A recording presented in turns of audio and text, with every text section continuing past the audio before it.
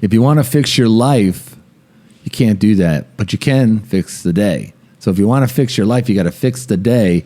And in this episode, we're going to teach you how to create the perfect day, the masterpiece day, so that you could line them up and in 30 days be unrecognizable. This is 15 minutes that could change your life. And for everybody that likes and shares and follows our show and posts on social media, hopefully you can find the time to do us a favor and leave a review. The reviews help us big time. Hope you enjoy this.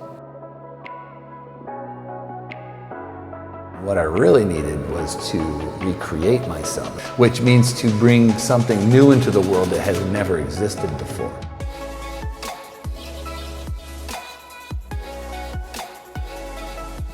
You cannot fix your life, all right, in one day. You can't do it, but you can fix your day in one day. And that's what I want to talk to you about today is the concept of the masterpiece day. And what you can do today and create a routine that will change your life. Like a great life is a series of perfect days, right? We used to do that in financial planning. Everyone says, I want a 20-year plan. I'm like, hey, there's no such thing as a 20-year plan. There is a such thing as 20 perfect one-year plans. You know what I mean? Yep. Reminds me of the 12-week year. Yeah. You can't, like everyone wants to have this master plan. And the very minute it's written, it's starting to be adjusted by life, by the environment. So the only thing you have control over is what you do when you wake up and what you do before you go to bed in its simplest form, right? Those are the bookends of life. Like I wake up, I go to bed. I've never had an easy time making sense of the year or the 10-year period. But I always could figure out the unit of time, which is the day, because the sun comes up and the sun goes down. And what you do in the middle there is where the miracle happens. That's what Viktor Frankl said, right? About what? I don't remember Freedom. That. It's what you do in between the in the middle of stimulus and reaction. Yeah, it's freedom.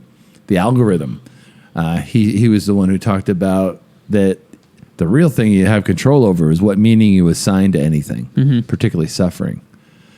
Right? He believes when he was in Auschwitz that his suffering was he was going through it so he could tell others how to get through hard times. He assigned meaning to the suffering, and then once he did that, it wasn't suffering anymore. So this is about having a great life through setting up masterpiece days. And a lot of the techniques that I teach are from Brian Johnson's Optimize program, which I'm in.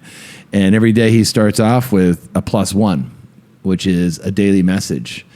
So I'm going to walk you through that today about how to structure your day so that you're energized and optimized. The reason this is fresh in my mind is I woke up yesterday after the election wasn't finished, after spending the entire night getting sucked into the vortex and toxicity of social media and all the news channels and the very, very blended opinions that were offered that created toxicity. I woke up, I felt like I got run over by a truck.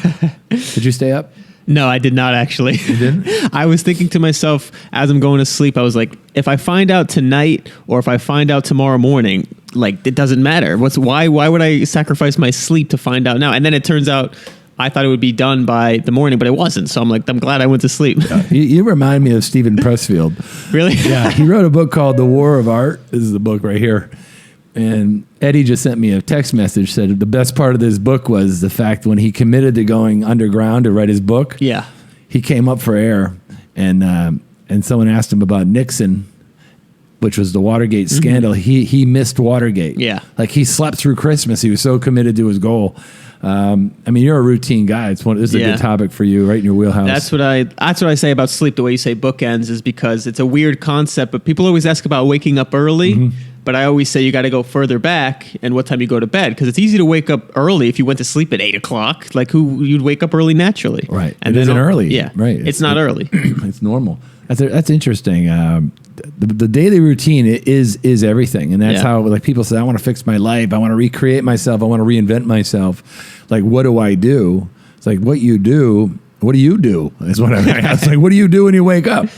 Do you go to bed saying goodbye to your phone and wake up saying hello to it? Like those are bad. Those are inputs that are going into your brain that is creating cortisol and if you know anything about social media, it's designed to stimulate your reaction, which is getting your emotions going. So if you're on it 10 minutes before you go to bed, you're like the snow globe that's shaken up and all the snowflakes are still active in your head. Yeah. It hasn't settled. So Brian always recommends a digital sunset. Right. And in the digital sunset, my commitment is 9 p.m. now. At 9 p.m., all digital inputs are off and I'm going into, being present, being able to settle my stuff down so I can sleep. Make sure I get to bed at a reasonable time, with few exceptions. I mean, there'll still be some times when we're out a little bit later than others, and then knock it down. Go to bed and get up energized. And the digital sunset's a big deal. Did you ever do it? Yeah, I tried it. I did it for a few days in a row where I put things down the second the sun went down, or even right before, so that way like all the lights were going. And I loved it. Actually, one of the most fascinating things was how tired you got. Like, I didn't feel tired when I did it, but then 30 minutes into it, you're like exhausted. Like you said, there's so many stimulus on the phone and different things like that. If you just think about it, your phone, music, lights on, all these different things, how do you feel? But imagine like you're in a candlelit room with soft music for an hour. Like, you just get tired if you're not. Those are two extremes, but if you're in between where you're not on the phone and you're turning down lights, you help yourself unwind a lot. Well, light used to go down by itself. We didn't have the option of having light on. I mean, we had some fire, but for the most part, when the sun went down, people went to bed. Yeah. And when Edison brought in light, I think people used to get between 10 and 12 hours of sleep. When he invented light, the day was extended. All right. The campfire extended the day too, which was very, very important. Fire allowed for us to eat food at a better rate and survive, and it allowed our brains to grow. But the campfire allowed for stories.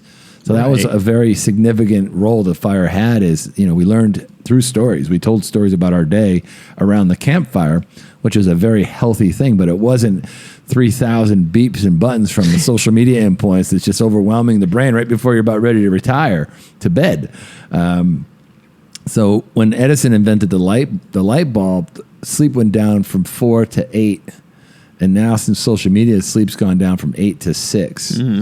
And some people aren't even getting 6, and the sleep they're getting isn't good sleep because they have too much stimulation. So you should experiment with your own body. The algorithms of the great day start with the bookends. What you do when you wake up and what you do when you go to bed. In the middle, if you suck in the middle, you still have control over those two things. Right. And start small. Start with a 5-minute or 10-minute routine. Don't start with this massive routine you can't fix. My morning routine is 2.5 hours right now. Yeah. So I wake up, I do my thing in the morning, and I won't include what I do in the bathroom. I just get clean and ready to go. I go through my routine, I take my supplements, and I do some push-ups. Actually, I do 25 push-ups just to get my blood going. And I do the drunken monkey. Yeah. The drunken monkey dance where you're kind of moving your bones. I've been doing that. That's from, that's really good. It moves. It gets you moving. It gets the blood flowing. Troy Casey, I jump into a cold shower. Yeah. So I turn the shower on and I'm in it till it warms up, which is fun.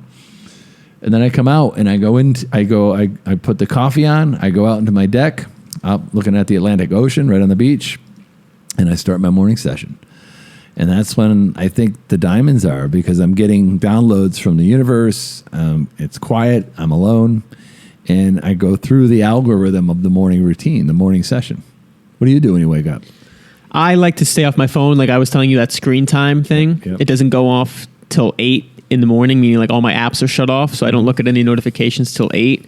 And I like to go on my balcony, look at the ocean, and just do a lot of times I like to move recently. I was thinking recently, I like to do the hardest thing. So one thing is like, I know I'm going to sit a lot during the day and try to move my body. So I try to just move and focus on that, or do something that I don't want to do, like a task that I just get started. So if I get it started right in the morning, it feels like super productive from the morning. But I was going to say one more thing about the unwind thing. Oh, that I tell people, you were saying like get one step done towards that routine. You don't have to do everything. Right.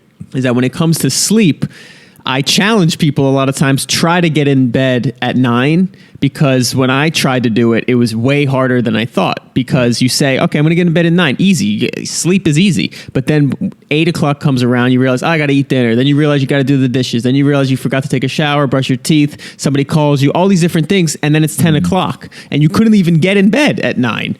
So it's something that it really illuminates a lot of different pieces of your routine, that if you're able to attempt it, you'll realize, oh, I actually have to do these things way earlier. And that's where the framework starts to work backwards. If you're trying to get in bed at 9, that framework is like, okay, well, I got to stop a lot of things at 6 to 7 so I can get to that goal. Yeah, and one way to do it is to talk about doing it and give yourself a reputation to live up to, which is my favorite. You tell people you're going to do it, they expect you to do it. And if you're a man of your word or woman of your word, you're going to do it. That's right. The concept of carpe diem, right? We're talking about the day, right? And if the day's too much, break it down to the hour. If the hour's too much, break it down to the minute. Like carpe diem means seize the day, right? Mm-hmm. Where did you first hear of carpe diem? I think actually on just like shirts or something like that. I had to look it up. It was in Dead Poets Society with Robin Williams, the most contemporary use of carpe diem, seize the day, because the kids were sitting around looking at the case of all the students from the school, and Robin Williams said, God rest his soul. He said, listen, can you hear it?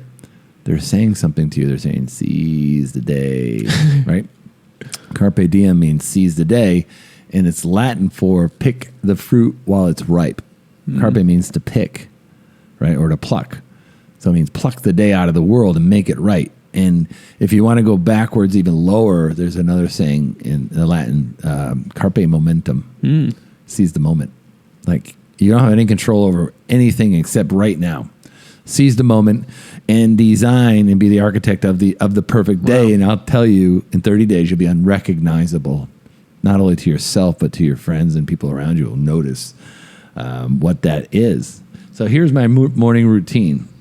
I do 10 breath exercises, and I go around.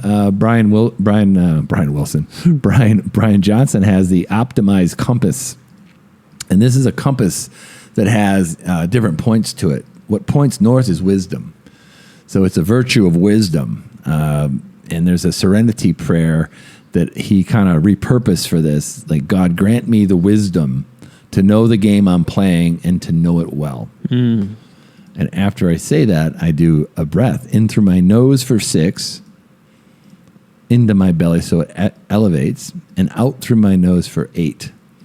And what that breathing exercise is designed to do is designed to reset your parasympathetic nervous system. And I do it out looking at the ocean and a lot of times the sun, and I'm just saying, God grant me the wisdom to know the game I'm playing and to learn how to play it well. And there's 8 virtues around the compass, but the compass is always a direction. It's a guiding. It's a distant shore, right? It's not an exact destination. It's something out there, and it brings you.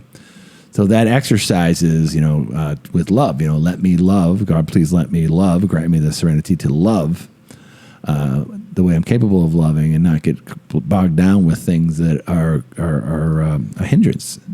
Please allow me to have the gratitude. Please allow me to have the curiosity. Please allow me to have the courage to take action. So you go around, I do 10 of them. And after that, it might take me 5 minutes. Then I start my day. And the very next part is what I call the memento mori moment. So this necklace I have around my neck is something that the Stoics call memento mori. And memento mori means remember that you're mortal. So there's a lot of great wisdom that was passed along over the years, this ancient algorithms of, hey, I'm going to die someday. I was within days of my life ending, and I know that my life will someday end, and I want to make sure that I remember that. And now its cousin is a Latin word called amore fati. And amore fati, you know what that means? I haven't heard that one. Oh, I just read it and I love it. In fact, I'm gonna get a 2-sided necklace. One side is going to be called memento mori, and then the opposite side is going to be amore fati. Amore fati means love your fate. And that means that everything that's happened to you in your life and everything that's going to happen to you is the exact thing that you need to have happened. All right, meaning good and bad things that have happened to you are amazing, and you need to love your fate. You need to love that it's happened to you. These are gifts that were given to you that are going to allow you to live the rest of your life.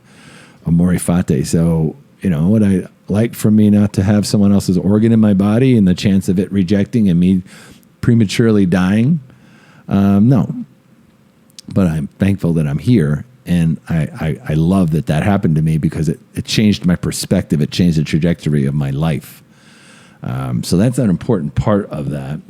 And I kind of come out of that spiritual part of my morning and I go into intention. What do I want to accomplish? What do I want to kick ass at today? Right. For my brain, for my body, and for my business.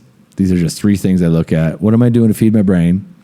What am I doing to nourish and move my body? And what am I going to do to bring my business up, to the dominoes? I map and schedule out every single thing I have that day. I look at my calendar. I set my alarms. As I set these alarms, because I'm a talkative fellow, I set the alarms in my phone, and I got them already preset. 10 before the hour and 5 minutes before the half hour, so I can just tap the alarms, turn them all on. Yeah, takes me 2 seconds, and then I journal, and I do my input. I'm either going to take in a video, or I'm going to read some books, or I'm going to create a piece of content while I have quiet time, and then I'm off. That's my day. Brian calls it deep work. Like, that's when you do the good stuff. That's when the good stuff comes out of you. I'm a big fan of doing things like that first thing in the morning because you feel like you won the day. Just it's right. Another simple one is like making your bed. But if you do like hard work in the morning, like really deep work, as he calls it, or anything that really sets you up like that, you already took action, which is something that's some people don't even want to take action at all. So you took action for the best part of your life you can possibly do, the best action you can take for your day, and then you live the rest of the day.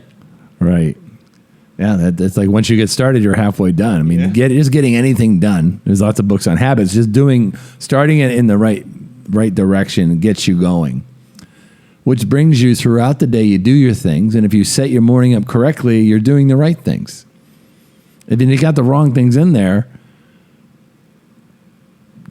do countermeasures. Like, what are you doing to prevent you from drifting? And that's the whole part of it. But I can't fix it all in this 10-minute, 15-minute take action tip. But what I can do is tell you the back end, the digital sunset. This is new. I've been trying it, and I've always done it a little bit. But 9 o'clock, done. Off. Everything's off. I'm in bed. I read. I breathe. I do my evening routine to get ready to bed. And then that's it. I like what you said about it's take action. It's a great take action tip because it is about taking action. It's not really about doing it right the first time. Like what I was saying with the challenge with the bed is like you may try to get in bed and you don't achieve it, but you learn so much from all the things you're doing wrong. And then you could start working on eliminating those. So it's not always about just implementing this bedtime. You got to eliminate so many things just so you can get to bed. You have to eliminate so many things. Now, there's a lot of books and stuff about the miracle morning and the routine. Whether you're frigid or you're loosey-goosey, whether you're in amazing shape, you can't run, you can run a marathon or you can't run around the block. If you want to fix your life, fix your day. If you can't fix the day, see carpe diem, fix the moment, carpe momentum. Fix whatever's going on and start with 2 very small bookends. How you start your day, how you end your day. Try to eliminate all inputs at the end of the day. Try to get up and be energized. Hope this was helpful, and it was on my mind because of this horrific election. Ruined my day because I got out of my routine. My bookends are now back in play. Hope you enjoyed this.